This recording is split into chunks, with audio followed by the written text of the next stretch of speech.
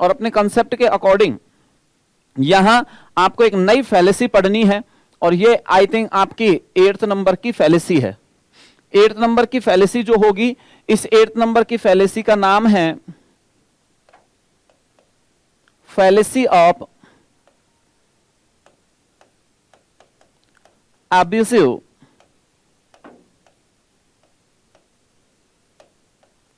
Argument. Fallacy of abusive argument. Abusive argument, तो इसमें देखिए आप इस प्रकार से लिखेंगे, कुछ पॉइंट्स इसके साथ में आपको लिखवा देता हूं। एक तो हमें लिखना है इट इज अपोजिट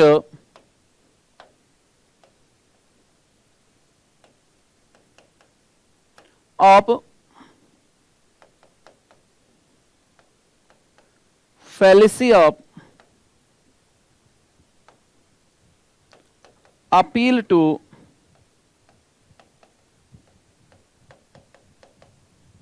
अथॉरिटी।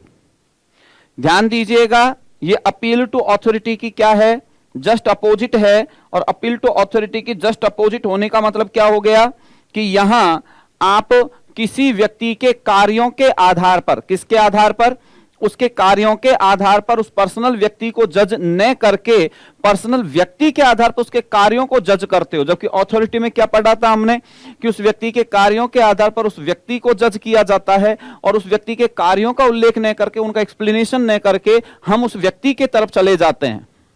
जैसे किसी व्यक्ति, आप भी देखते समाज में कोई व्यक्ति कोई कार्य कर रहा है, अच्छा कर रहा है या बुरा कर रहा है, उस पर चर्चा करने की बजाय हमारे पर्सनल प्रीकॉन्सेप्शंस जो होते हैं, पर्सनल पूर्वाग्रह जो होते हैं, हमारी जो सोच होती है, उस सोच को हम अप्लाई करते हुए और कहते थे यार पता नहीं उसने ये काम कैसे कर दिया, वरना आदमी तो ऐसा नहीं है यार, वो आदमी तो बहुत बेकार है, बोलना ही नहीं जानता, ये नहीं करना जानता, ऐसा काम कैसे कर दिया उसने, इतना अच्छा काम कैसे कर दिया, वो व्यक्ति तो बहुत ही बेकार है। तो यानी उसके कार्यों पर चर्चा होनी चाहिए। पर्सनली कोई व्यक्ति कैसा है कैसा नहीं है हम उसकी बात नहीं कर रहे हैं। जब पर्सनल उस व्यक्ति की चर्चा करनी होगी तब उसके बारे में बताइएगा। अभी तो हम उसके कार्यों की बात कर रहे हैं, और अगर कार्यों की बात कर रहे हैं तो सीधी सी बात है हमें उसके कार्यों पर चर्चा करनी चाहिए। लेकिन कार्यों को तो रख देते हैं हम एक साइड में और उसके पर्सनल बिहेवियर को और कैरेक्टर को जज करने लग जाते हैं। लेकिन ये इसका जस्ट अपोजिट है, तो हमने लिख दिया it is opposite of fallacy of appeal to authority. ठीक है, तो इसमें हम क्या लिखेंगे कि when we make a conclusion for the works of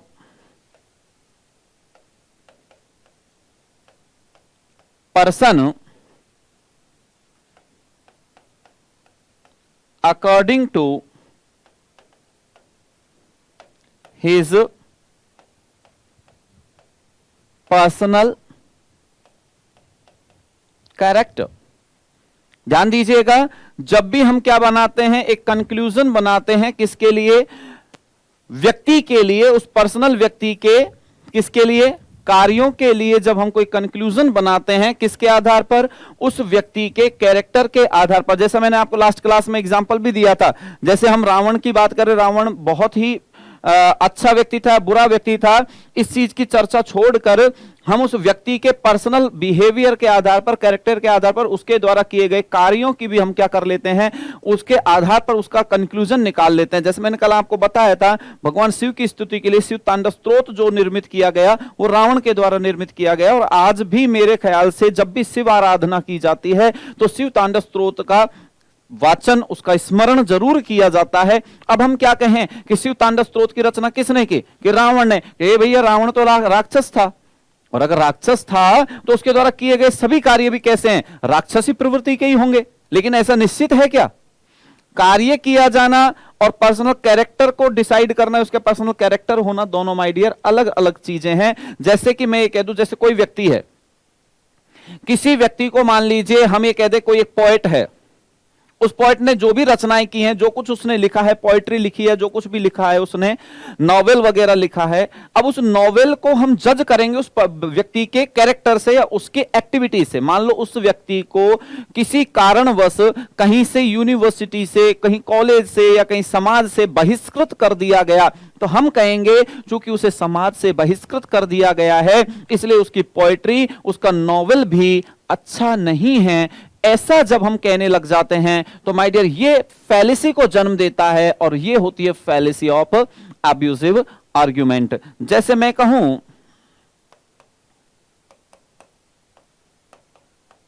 the poetry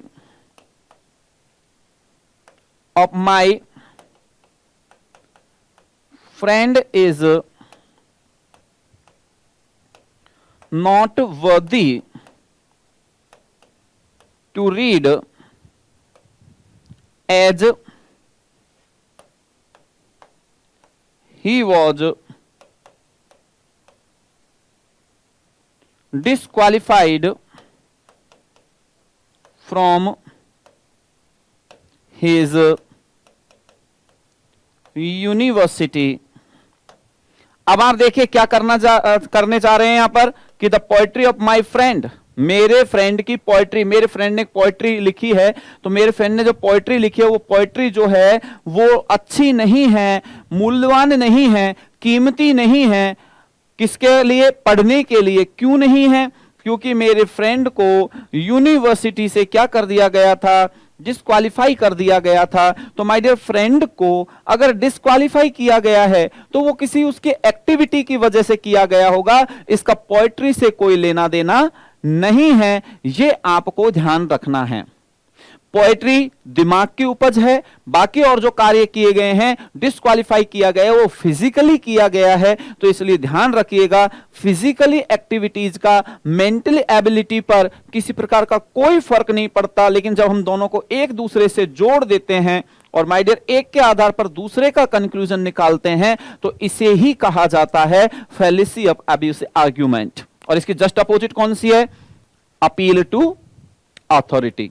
ये आपको विशेष ध्यान रखना है, ठीक है। जैसे मैं अगर आपसे कहूं तो एक एग्जाम्पल देता हूं, बिना नाम लिए हुए एग्जाम्पल मैं दे देता हूं। मैं जानता हूं हमारे साथी थे एक मैंने जिनके बारे में सुना था, एक टीचर थे, अब टीचर हैं तो इसलिए साथी मुझे बोलना ही है।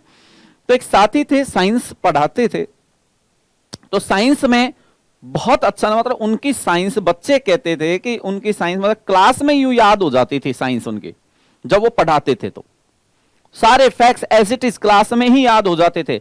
लेकिन उनकी प्रवृत्ति थोड़ी क्या थी कि वो थोड़े मस्त मौला या फिर ऐसे व्यक्ति थे कि जो शब्दों पर उनका कंट्रोल नहीं था, या फिर मैं ये कहूं तो क्या करते थे, कई बार गलत शब्दों का प्रयोग भी कर लेते थे, बच्चों से कैसे भी बोल देते थे, किसी से कैसे भी बोल देते थे, थोड़े से ईगो टाइप में मान लो या कुछ भी मान लो। तो जयपुर की ही ज्यादातर इंस्टीट्यूट्स ने उनसे पढ़वाना बंद कर दिया, सिर्फ इसलिए कि वो ढंग से पेश नहीं आते थे उन इंस्टीट्यूट वालों के साथ, पढ़वाना बंद कर दिया।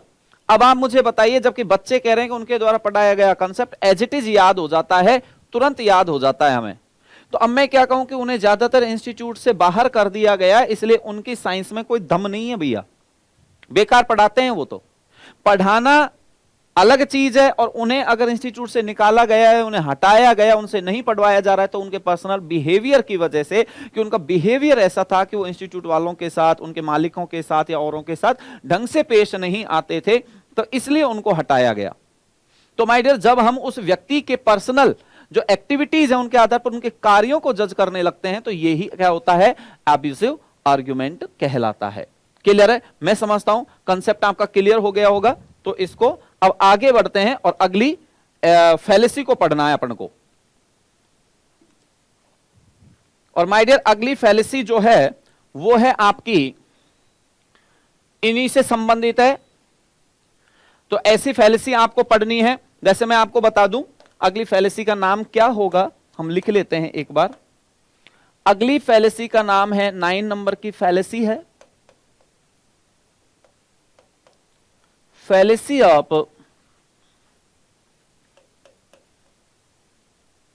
false analogy। नाम याद रखने सभी फैलेसीज के। एग्जाम में नाम के अकॉर्डिंग ही पूछा जाता है भैया, ये ध्यान रखना। एग्जाम में नाम के अकॉर्डिंग, मैंने आपको बता ही दिया, इसकी जब एक्सरसाइज करेंगे तब आपको रियलाइज भी हो जाएगा एग्जाम में कैसे क्वेश्चंस आपको पूछे जाएंगे। तो ध्यान रखिएगा कि फॉल्स एनालॉजी क्या है। अब इसमें एक आपको जो ध्यान देना है वो क्या ध्यान देना है, सबसे पहले तो कि इस फॉल्स एनालॉजी वाली फैलेसी में आपको एक पैरेलल क्या दिया जाता है, एक एग्जाम्पल दिया जाता है। क्या दिया जाता है? Parallel example.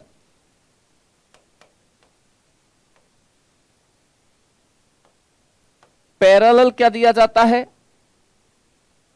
एग्जाम्पल दिया जाता है। अब पैरेलल एग्जाम्पल जो दिया जाता है, उस पैरेलल एग्जाम्पल की वजह से आप किसी भी फैक्ट को, मतलब एक कोई भी कंक्लूजन बनाना चाहते हैं, मैं इसको इस प्रकार से लिख देता हूं, ये पॉइंट याद रखना। ये मैंने इसीलिए स्पेसिफिक पहले ही लिख दिया कि जिससे कि ये याद रहे, क्योंकि ये फैलेसी पैरेलल एग्जाम्पल पर बेस्ड होती है। तो आप ध्यान रखिएगा, when we make a conclusion with using a parallel example, यानी जब हम पैरेलल एग्जाम्पल यूज करते हुए एक कंक्लूजन का निर्माण करते हैं, क्या करते हैं? कंक्लूजन का निर्माण करते हैं। जैसे आपने, मैं आपको अपने तरीके से, अपने डेली रूटीन के तरीके से आपको बता देता हूं। आपने देखा होगा कोई व्यक्ति जैसे निर्दयी होता है, क्रूअल पर्सन होता है या जिद्दी होता है, उस व्यक्ति के लिए ज्यादातर लोग क्या कहते हैं? कह रहे भाई इतना जिद्दी है, इतना निर्दयी है, अनिर्दयी है, कितनी कोशिश कर लो तुम, कितने मीठे बोल लो उससे, लेकिन वो अपनी आदत छोड़ेगा नहीं। सांप अपना जहर छोड़ता है क्या कभी? ये एग्जाम्पल दे देते हो आप एक व्यक्ति की पोजीशन के लिए या व्यक्ति के बिहेवियर के लिए किससे तुलना कर रहे हो? सांप के जहर से। अच्छा एक बात बताइए, सांप का जहर जो है वो फिजिकल क्वालिटी है या फिर ऐसी क्वालिटी है आदतन या कैरेक्टर वाइज आपकी क्वालिटी है? तो आप ये कहेंगे तो फिजिकली है, जन्म से ही उसको जहर दे दिया जाता है राम जी के द्वारा, ईश्वर के द्वारा उसके शरीर में पहले से जहर भर दिया गया है। एक जहर की पॉइजन जो गैलेंड है वो उसके रख दी जाती है, तो वो तो पॉइजन तो उसके सांप के तो रहेगा ही रहेगा, ये तो उसको फिजिकल क्वालिटी है उसकी। लेकिन व्यक्ति का बिहेवियर तो एक्टिविटीज से डिसाइड होता है। तो अगर कोई व्यक्ति बुरा व्यवहार करता है तो बुरा व्यवहार करना जन्म से ही सीख गया था या बाद में परिस्थितियों ने सिखाया था?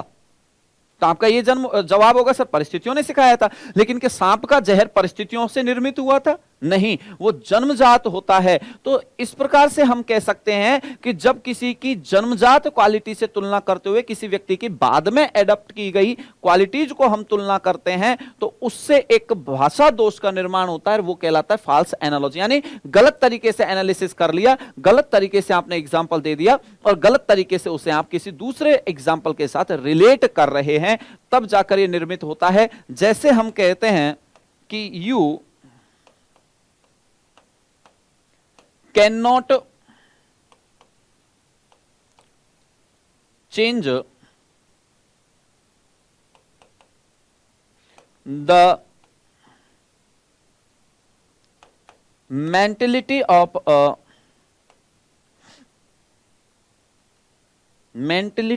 a person, क्रूअल पर्सन लिख लेते हैं हम इसे,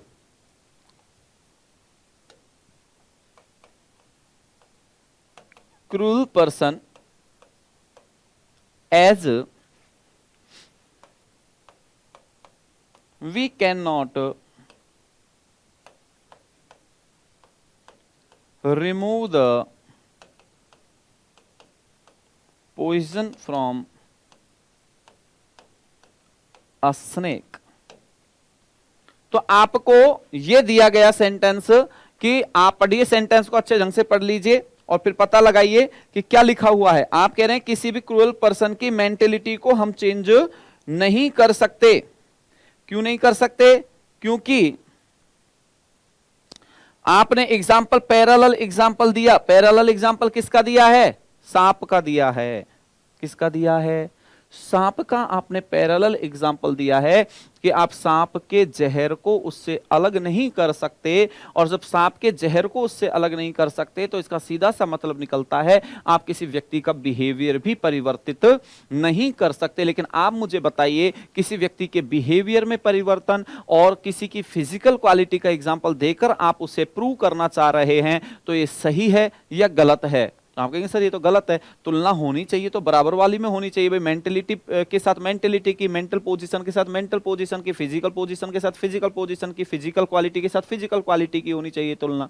और जब तुलना बराबर वालों में होनी चाहिए तो ध्यान रखिएगा उसके अकॉर्डिंग ही आपको यहां ये कंसेप्ट अप्लाई करना है। और यहां पर गलत एग्जाम्पल, पैरेलल एग्जाम्पल जो दिया है वो पैरेलल एग्जाम्पल किसी व्यक्ति की मेंटेलिटी को या उसकी इंटेलेक्चुअल या फिर बाद में ग्रहण की गई क्वालिटी को क्या कर रहा है, सपोर्ट करने की कोशिश कर रहा है, जो कि बिल्कुल सही नहीं है। और माय डियर, इसी को कहा जाता है फॉल्स एनालॉजी वाली फैलेसी।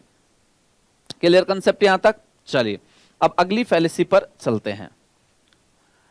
अगली फैलेसी का नाम है आपका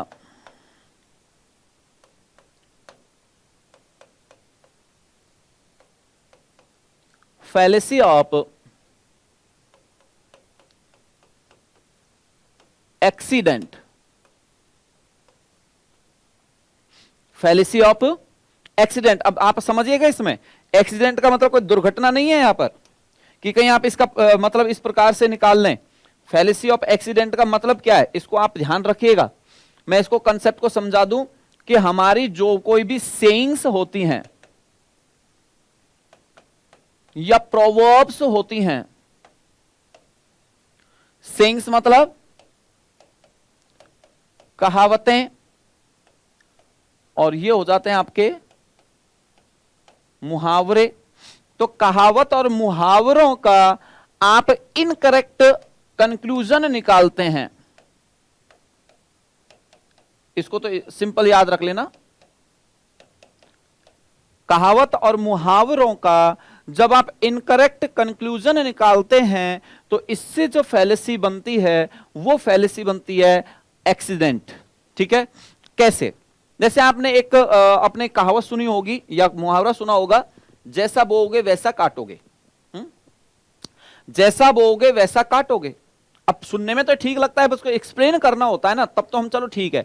लेकिन कोई व्यक्ति सिर्फ शाब्दिक अर्थ पर ध्यान दे दे कि जैसा बोओगे वैसा काटोगे, तो हम बोते तो अपने खेतों में क्या है, बीज बोते हैं।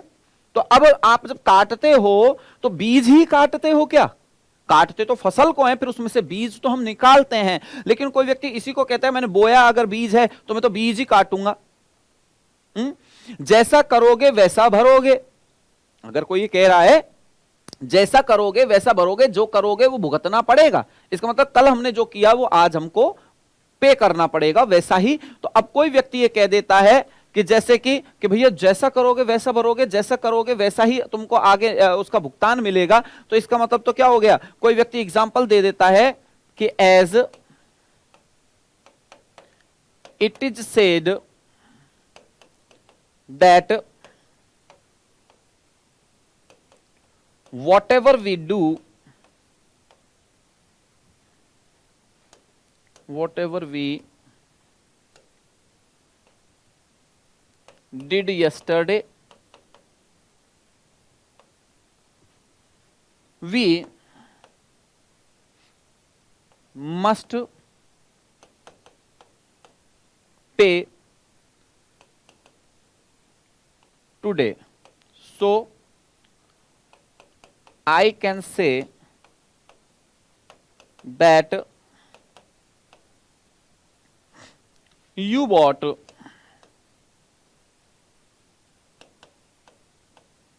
raw meat yesterday, so you have to eat raw meat today. समझो सेंटेंस, सेंटेंस पढ़िए। As it is said that whatever we did yesterday, कहा जाता है जैसा हम कल करते हैं उसके लिए हमें आज क्या करना पड़ता है, पे करना पड़ता है। जैसा करोगे वैसा भरोगे। अब ये कह रहा है, सो आई कैन से दैट, सो मैं कह सकता हूं कि that you bought raw meat yesterday, कल तुमने कच्चा मांस खरीदा था, तो आज तुमको कच्चा मांस ही खाना पड़ेगा, क्योंकि तुमने कल जैसा किया उसका भुगतान वैसा ही आज तुमको करना पड़ेगा, जैसा बोया है वैसा काटना पड़ेगा। तुमने कच्चा मांस खरीदा ही क्यों? अगर तुमको कच्चा मांस खाया ही नहीं जाता तो कच्चा मांस क्यों खरीदा? पका हुआ खरीदते। अरे तो दादा कच्चा मांस अगर खरीदा है तो उसको पकाकर ही खाएगा वो।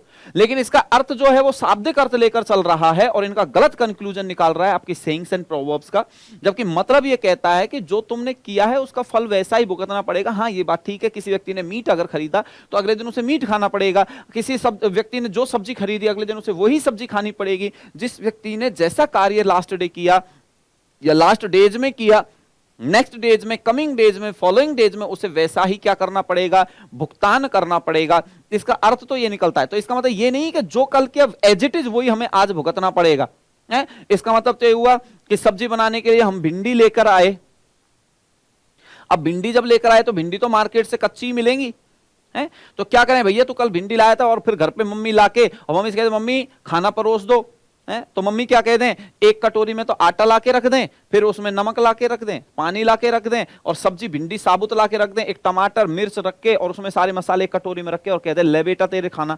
कि मम्मी ये क्या है? कि यही लाया तो तू कल, तो यही खाना पड़ेगा तुझे आज। सही है क्या ये एक्सप्लेनेशन? आप देखो, तो जब इस प्रकार की गलत एक्सप्लेनेशन दी जाती है, गलत कंक्लूजन निकाला जाता है किसका? सेइंग्स का और प्रोवर्ब्स का, तो माय डियर ये कहलाता है fallacy of accident.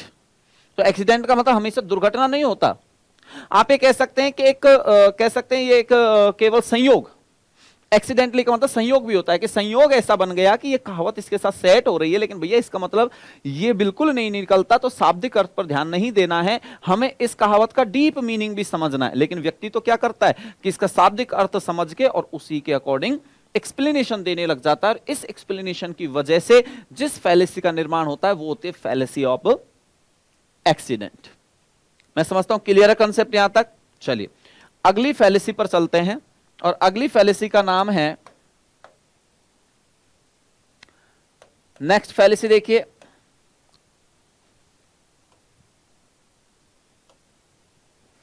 Eleven number fallacy आपकी fallacy of ignoring the question. Fallacy of ignoring the question. तो इग्नोरिंग द क्वेश्चन शब्द से ही पता लग रहा है कि हम क्वेश्चन को क्या करते हैं? इग्नोर करते हैं। इसका प्रॉपर मीनिंग मैं आपको समझा देता हूं, समझिए आप। When we ignore the question of a person by giving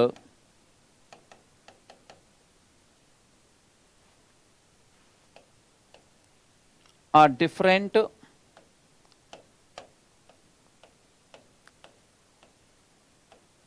answer. ध्यान दीजिएगा, यह कह रहा है कि जब किसी व्यक्ति की द्वारा पूछे गए क्वेश्चन को इग्नोर करते हुए आप अपनी तरफ से कैसे इग्नोर करोगे उसके क्वेश्चन को? अपनी तरफ से एक अलग ही आंसर उसको प्रोवाइड करवाओगे। और अलग ही क्वेश्चन का आंसर जब प्रोवाइड करवाया जाता है तो यानी भैया अरे भैया पूछ क्या रहा हूं, तुम क्या बोल रहे हो हैं? इधर मैं होली के गीत गाने की कह रहा हूं, तुम दिवाली के गीत गा रहे हो। ये जो आप बोलते हो ना अपनी डेली लाइफ में, वो फैलेसी क्या होती है? Ignoring the question. होता है ना किसी व्यक्ति से हम क्वेश्चन पूछते हैं कुछ और बताने कुछ और ही लग जाता है, तो इसे कहते हैं ignoring the question. For example, आपने मुझसे पूछा किसी एक कंसेप्ट के लिए कि सर मैं एक कार खरीद लूं क्या? आपने मुझसे क्या कहा? क्वेश्चन पर ध्यान दीजिए कि मैं एक कार खरीद लूं क्या? तो फिर आपने तो पूछा कार खरीदने के लिए कि कार खरीदनी चाहिए या नहीं चाहिए। मैं कहता हूं चलो कल इस पर बात करेंगे। दूसरे दिन मैंने आकर आपसे कहा कि अरे यार तुमने मुझसे कहा था कार खरीदनी या नहीं, खरीदनी चाहिए या नहीं चाहिए, तो चलो डिस्कस करते हैं कि तुमको मारुति की खरीदनी चाहिए या फिर टोयोटा की खरीदनी चाहिए। अब ध्यान देना सेंटेंस पर, मैंने क्या कहा, तुमने तो पूछा मुझसे कि सर कार खरीदनी चाहिए या नहीं चाहिए, लेकिन मैं अपनी तरफ से अलग ही कंक्लूजन और अलग ही स्टेटमेंट और आंसर दे रहा हूं कि तुमको मारुति की खरीदनी चाहिए या टोयोटा की खरीदनी चाहिए। अरे भैया अभी मारुति टोयोटा पे तो बात बाद में होगी, पहले ये तो बताओ खरीदनी चाहिए या नहीं चाहिए। अगर नहीं चाहिए खरीदनी तो टोयोटा और मारुति की बात ही क्यों करनी, और खरीदनी होगी तब बात करेंगे इस पर। तो जवाब तो क्या निकलना चाहिए था, आपने कहा कि सर मैं कार खरीद लूं क्या, तो मैंने कहा भाई खरीद लो। जवाब में आपके क्वेश्चन का जवाब तो ये हुआ खरीद लो या मत खरीदो। मान लो मैंने कह दिया खरीद लो, और फिर आपने कहा अच्छा सर ठीक है खरीदूं, तो बताओ कौन सी कंपनी की खरीदूं, मारुति की या टोयोटा की। तो उस पर अब जवाब दूंगा मैं, जो वो जवाब मैंने पहले ही दे दिया जो आपने पूछा ही नहीं था, और इसीलिए मैंने आपके द्वारा पूछे गए क्वेश्चन को क्या कर दिया, इग्नोर कर दिया, अपनी तरफ से ही एक स्टेटमेंट आपकी तरफ यहां पहुंचा दिया, और इसको कहते हैं इग्नोरिंग द क्वेश्चन। इसका एग्जांपल लिखते हैं। You asked me whether you bought a car or not, so let us discuss which should you buy, a Maruti और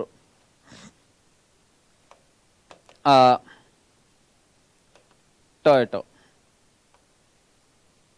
ठीक है, अब देखिए क्वेश्चन आपको जो समझ में आ रहा है उसको देखिए। आपने क्या कहा कि you asked me whether you bought a car और नॉट, कि तुमने मुझसे पूछा एक कार खरीदनी चाहिए या नहीं खरीदनी चाहिए। तो चलो डिस्कस कर लेते हैं कि तुम्हें कौन सी खरीदनी चाहिए, मारुति या टोयोटो में से। तो ये कहलाता है इग्नोरिंग द क्वेश्चन।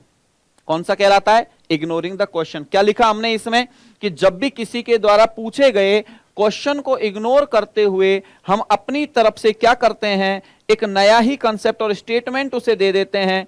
इसे कहा जाता है क्या, फैलेसी ऑफ, क्या कहा जाता है, fallacy of ignoring the question. तो ये आपको याद रखना है, जिसका एग्जाम्पल मैंने आपको दे दिया है यहां पर। अगली फैलेसी लिखें, अब यहां तक क्लियर हो गया। चलो अगली फैलेसी है आपकी फैलेसी ऑफ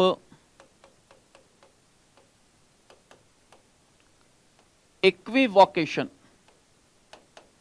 कौन सी है, फैलेसी ऑफ इक्विवोकेशन। अब पहले तो इक्विवोकेशन का अर्थ समझ लो, इसको मैं बता देता हूं आपको। इक्विवोकेशन का मतलब क्या है, words that have different meaning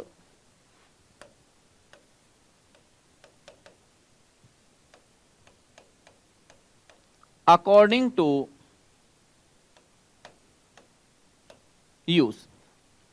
यानी कोई भी ऐसे शब्द जो प्रयोग के आधार पर, कि सेंटेंस में उनका प्रयोग कैसे किया जा रहा है उसके आधार पर जब उनमें अंतर आ जाता है, उनके मीनिंग में अंतर आ जाता है, लेकिन हम उस मीनिंग की परवाह किए बिना ही किसी भी शब्द को कहीं पर भी अप्लाई कर देते हैं, इसको कहा जाता है इक्विवोकेशन। यानी एक शब्द का प्रयोग एक से अधिक स्थानों पर जब होता है। फॉर एग्जाम्पल, जैसे मैं आपको एक शब्द यहां पर बता रहा हूं, जैसे हमारे पास एक शब्द है एग्जीक्यूट। कौन सा शब्द है, एग्जीक्यूट। माय डियर, एग्जीक्यूट का एक अर्थ तो क्या होता है, to kill according to law. कानूनन किसी को मौत की सजा देना क्या कहलाता है, एग्जीक्यूट कहलाता है। दूसरा इसका होता है to develop the software of a computer, किसी कंप्यूटर के सॉफ्टवेयर को डेवलप करना। और माय डियर, एक इसका अर्थ होता है टू कंप्लीट अ वर्क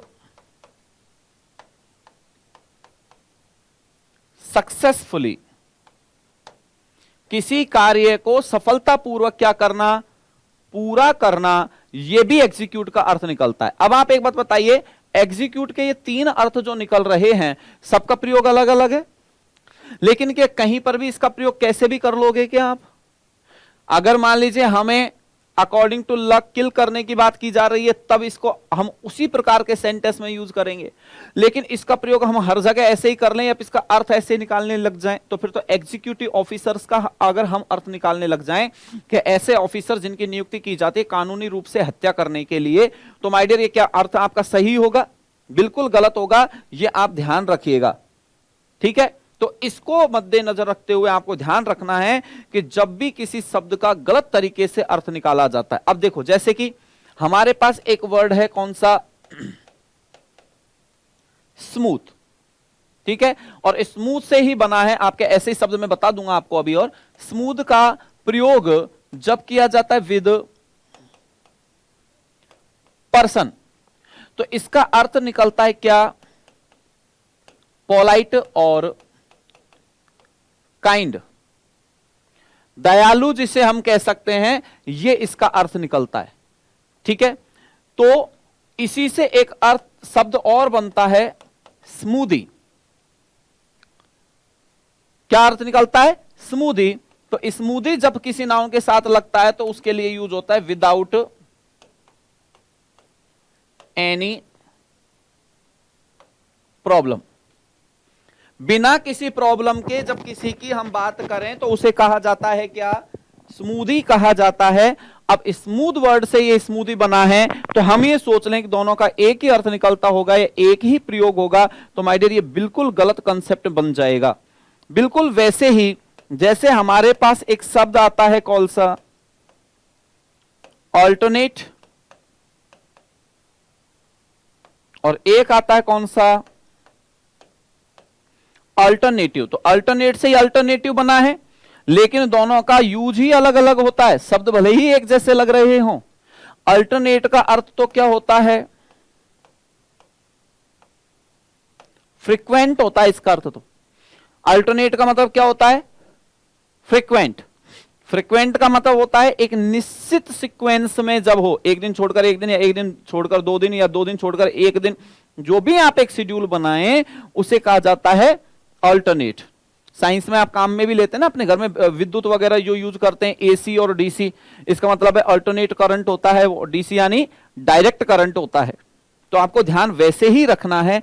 तो माय डियर अल्टरनेट का अर्थ होता है फ्रीक्वेंट, और अल्टरनेटिव का अर्थ होता है क्या, ऑप्शनल। जो ऑप्शनल होता है उस ऑप्शनल के लिए आप अल्टरनेटिव वर्ड का यूज करते हैं। लेकिन आप मुझे बताइए, क्या किसी भी शब्द को किसी भी दूसरे शब्द की जगह काम में लिया जा सकता है क्या?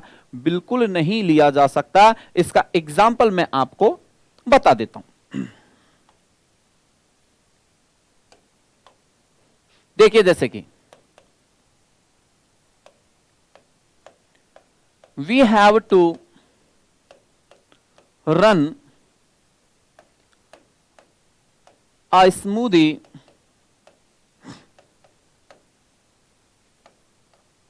company and Ramesh is a smooth person, so we have to appoint him as the director of our company. Sentence पढ़ लीजिए एक बार अच्छे ढंग से, और इस सेंटेंस को पढ़कर फिर पता लगाइए। देखिए क्या है ये, ठीक है, पता लगाइए। तो यहां पर क्या पता लग रहा है हमें कि we have to run a smoothie company and Ramesh. Smoothie के जैसा ही आप अगर इसको सेंटेंस को चेंज करते हैं तो आप इस सेंटेंस को इस तरीके से भी लिख सकते हैं, we have to run this company smoothly, smoothly भी वही अर्थ देता है, लेकिन यहां स्मूथली क्या हो जाएगा, एडवर्ब का काम करेगा, और यहां स्मूथली किसका काम कर रहा है, एडजेक्टिव का काम कर रहा है। अब हम कह रहे हैं कि हमें एक ऐसी कंपनी चलानी है जो स्मूथी हो। स्मूथी का मतलब जो बिना किसी प्रॉब्लम के हो, बिना किसी डिस्टरबेंस के हो, जिसमें कोई डिस्टरबेंस नहीं आए, जिसमें कोई समस्या नहीं आए, ऐसी कंपनी हमें चलानी है। फिर हमने कहा कि यार मैंने सुना है कि रमेश एक स्मूथ पर्सन है। अब स्मूथ और स्मूथी को हम कंपेयर कर रहे हैं और एक साथ जोड़ने का प्रयास कर रहे हैं। माय डियर, स्मूथी का अर्थ तो क्या है, विदाउट एनी प्रॉब्लम, लेकिन स्मूथ पर्सन के साथ जब जुड़ेगी तो इसका अर्थ क्या निकलता है स्मूथ शब्द का, इसका तो होता है पोलाइट और काइंड। एक बहुत ही दयालु सहृदय पर्सन जो होता है उसके लिए हम स्मूथ यूज करते हैं। अब हमने कहा यार हमें स्मूथी कंपनी चलानी है, और ये देखो रमेश स्मूथ पर्सन है, तो ऐसा करो अगर इसको स्मूथली चलाना है तो रमेश को ही अपॉइंट कर दो हमारी कंपनी का डायरेक्टर। क्यों? क्योंकि अगर रमेश स्मूथ है तो कंपनी को भी स्मूथली बना देगा और उसको स्मूथली चला भी देगा। लेकिन सही है क्या ये? किसी कंपनी को चलाने के लिए जरूरत से ज्यादा काइंड और एक पोलाइट पर्सन का होना भी ठीक नहीं है, क्योंकि इससे कंपनी के जो वर्कर्स हैं वो इसका गलत फायदा उठा सकते हैं। इसलिए उसे जरूरत के अनुसार स्ट्रिक्ट भी होना पड़ता है। तो उसने लेकिन इसको एक साथ जोड़कर और इसका गलत ही अर्थ निकाल दिया, सेंटेंस का ही मीनिंग परिवर्तित कर दिया। इसे कहा जाता है फैलेसी ऑफ इक्विवोकेशन। इक्विवोकेशन का अर्थ याद रखिए, जब एक समान शब्द एक साथ जोड़कर आप उनको एक दूसरे पर क्या कर सकते हो, रिप्लेस करने का प्रयास करते हो, उसे इक्विवोकेशन कहा जाता है। क्योंकि ऐसे शब्द जो एक जैसे प्रतीत होते हैं, हम उनका अर्थ जाने बिना, उनका प्रॉपर मीनिंग जाने बिना उन्हें एक साथ क्या करते हैं, रिलेट कर देते हैं। That is called fallacy of equivocation. Clear concept यहां तक? तो फैलेसी ऑफ इक्विवोकेशन आज अपने यहां पर कंप्लीट अपन ने यहां तक 12 फैलेसीज कर ली हैं कंप्लीट। 12 फैलेसी आपकी हो गई हैं। इसके बाद में और भी आता है आपके इररिलेवेंट कंक्लूजन आता है, आपके बहुत से और ऐसी फैलेसीज हैं जो आपको पढ़नी है। तो उन फैलेसीज के साथ, लेकिन मैंने जैसा कि आपसे कहा था कि हम सभी फैलेसीज को टुकड़े टुकड़े में थोड़े थोड़े समय लेकर पढ़ेंगे, क्योंकि एक साथ मैं इनको लगातार 2 या 3 घंटे 3 या 4 घंटे की क्लास लेके, एक साथ भी मैराथन क्लास लेके, जंबो क्लास लेके भी कंप्लीट करवा सकता था। लेकिन मैंने जैसा पहला आपसे कहा कि ये सिर्फ फॉर्मेलिटी हो जाएगी हमारी तरफ से और आपकी तरफ से भी, आपको भी नहीं पढ़ना वैसे, और फिर हमारा भी तरफ से एक कह देंगे हो गया हमारा तो काम। लेकिन माय डियर ध्यान रखिएगा, हमें एक बार में सिर्फ 4-5 इतनी ही फैलेसीज पढ़नी है। फिर भी मेरे ख्याल से आज तो हमने कर लिया है, अच्छा कॉन्सेप्ट कंप्लीट कर लिया है। 5 फैलेसी हमने पढ़ ली हैं, तो 5 फैलेसीज को आप रिवाइज करेंगे, और रिवाइज करने के बाद में इनसे संबंधित जो एग्जाम्पल्स लिखे हैं उन पर एक बार एनालिसिस करते हुए मनन करेंगे, और मनन करने के बाद में ही ये चीज समझ में आएगी। फिर वापस फैलेसी को पढ़ना, तब अपने आप कंसेप्ट क्लियर हो जाएंगे। और कोशिश करिएगा, मन ही मन में रिवीजन करिएगा। जब भी आप टी टाइम पर चाय पी रहे हो, फुर्सत के जो क्षण हो, कठिन टॉपिक हमेशा उस समय पर पढ़ा जाना चाहिए, क्योंकि उस समय आप इजीली क्या करते हो, उन चीजों को सीख लेते हो बिना किसी समस्या के। ठीक है, तो ये मैंने आपको आज 12 फैलेसीज कंप्लीट करवा दी हैं। अगली क्लास में नेक्स्ट फैलेसीज पर चर्चा करेंगे। तब तक आप इन्हें रिवाइज करते रहिए, इनके एग्जांपल्स से इनको समझने का प्रयास करेंगे। हालांकि मैं कोशिश कर रहा हूं कि सिंपल तरीके से इसको समझाया जाए, और इसीलिए छोटे छोटे मैं यूनिट लेकर, टाइम कम लेकर आपके साथ में इनको समझा रहा हूं कि जैसे 4-5 आपकी फैलेसी ही बताऊं मैं आपको। अब आपकी 12 हो गई हैं, आपकी 9 फैलेसी और बची हैं जिन्हें हम 2 क्लासेज में कंप्लीट कर लेंगे। ठीक है, तो ये थोड़ा सा ध्यान रखना है, क्योंकि आगे की फैलेसीज थोड़ी सी ऐसे आएंगी हैं, जैसे अनडिस्ट्रीब्यूटेड मिडिल आ जाएगा। अनडिस्ट्रीब्यूटेड मिडिल क्या, इररिलेवेंट कंक्लूजन आ जाएगा, जिनका कोई कंक्लूजन का रिलेशन ही नहीं है, तो ऐसे आ जाएंगे। तो काफी कुछ ऐसी फैलेसीज हैं, 9 फैलेसी हैं, उन्हें हम आराम से कंप्लीट कर लेंगे, 2 क्लासेज में कंप्लीट हो जाएंगे। इन्हें तब तक आप रिवाइज करिएगा। ठीक है, अगली क्लास में अगली फैलेसीज के साथ में मैं 13 नंबर फैलेसी को स्टार्ट करते हुए अगली क्लास में मिलूंगा आपसे। Thank you.